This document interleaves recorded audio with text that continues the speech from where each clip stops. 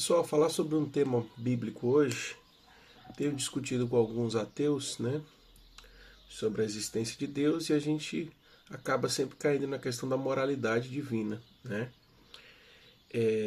A maioria dos ateus não crê na Bíblia, mas usam, né, a tal para tentar refutar aí a fé, né, a fé dos protestantes. Olha que interessante. Um dos argumentos dele é se Deus é moralmente tão bom e tem essa moral absoluta e perfeita, como que ele ordena a escravatura, né? Esse é um dos argumentos dele. E se não ordena, tolera ou estatiza leis sobre, né, a escravatura.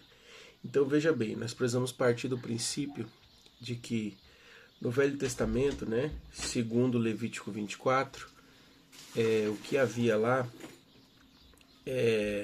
melhor, segundo o Êxodo, né, 21, 24, sobre Deuteronômio 19, 21, né, que a lei que se estabelecia lá era a lei do olho por olho, dente por dente, tá? O que isso significa? Que a pessoa que danificou alguém, né, ela precisaria passar pelo mesmo dano, tá bom? E o que acontece? Isso quer dizer que uma pessoa que foi escrava, um povo que foi escravizado por outro, tá, poderia responder, poderia devolver na mesma moeda essa situação, tá bom? Então é interessante ressaltar que antes que os hebreus fizessem qualquer um de escravo, eles foram escravos por 400 anos na terra do Egito, tá? Então, a situação de tornar pessoas escravas nunca foi da vontade de Deus, pelo contrário. Deus sempre rejeitou isso. Nós vemos isso em Nimrod, Gênesis 10, né? O possível aí precursor da Torre de Babel, ao qual Deus destruiu o conselho deles para continuar edificando a torre, né? Como vocês já conhecem, através da situação de confundir as línguas, né? Então, a própria história vai trazer Nimrod como o primeiro caçador de pessoas, né? O primeiro a conquistar e fazer escravos, tá? E a Bíblia vai dizer que ele era grande na terra, mas que ele era caçador diante da face do Senhor. E diante da face do Senhor traz uma conotação de resistência a Deus, tá? Então era um líder poderoso, mas que resistia a Deus, ou seja, estava em resistência a Deus, tá? E um desses motivos da sua resistência era a situação de fazer pessoas escravas, tá?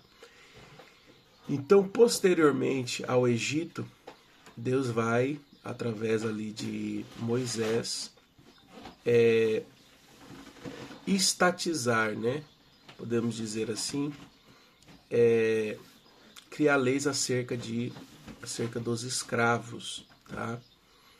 Então, o fato dos hebreus escravizarem alguns povos é resultado de que antes eles foram escravizados. Existia outra situação que faz parte da cultura da época, é que quando um país perdia uma guerra, né, os sobreviventes, mulheres, crianças e os homens que se entregassem se tornavam escravos, servos daqueles a quem eles estavam ali em situação belicosa, né, em guerra, tá? Então, olha só, eu estou aqui tranquilamente no meu país e de repente um país vizinho quer fazer guerra comigo, tá? Então, foi isso que acontecia com os hebreus. Quando os hebreus saíram da terra do Egito, depois de 400 anos sendo escravos, Deus ordenou a Moisés que ele pedisse passagem pelos países que eles fossem percorrendo. Pedisse passagem era o seguinte: nós vamos passar pelos termos de vocês, nós não vamos tocar em nada, tá? E se alguém tocar alguma coisa, se o gado comer alguma coisa, nós vamos restituir. Olha só o nível de respeito que Deus ordenou que fosse, tá?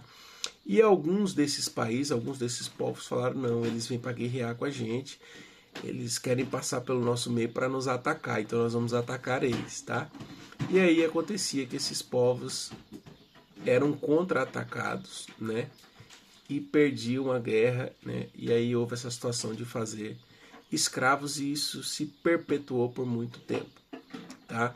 Então Deus não apoia a escravatura, ele não ordena a escravatura, porém ele respeita, né, a autonomia social que o homem teve de fazer isso, tá? Por isso que em Levíticos e em Números nós vemos aí as leis acerca dos escravos, né? Os escravos que eram judeus deviam servir 7 anos, depois de 7 anos estavam livres, né? É interessante ressaltar também que a escravatura naquele tempo não é a escravatura moderna que nós conhecemos, né? Aonde o escravo não tinha direito a nada, tá? O escravo do Antigo Testamento tinha salário, tá bom? O filho desse escravo muitas vezes era considerado filho do próprio patrão dele, do próprio senhor dele, porque havia apego emocional, tá? O escravo, depois dos 6 anos, depois dos 7 anos, se ele quisesse continuar servindo, tá? Existia uma lei que o senhor dele colocava um brinco na orelha dele e ele continuava servindo eternamente. Então assim, ele tinha a opção de continuar lá, tá?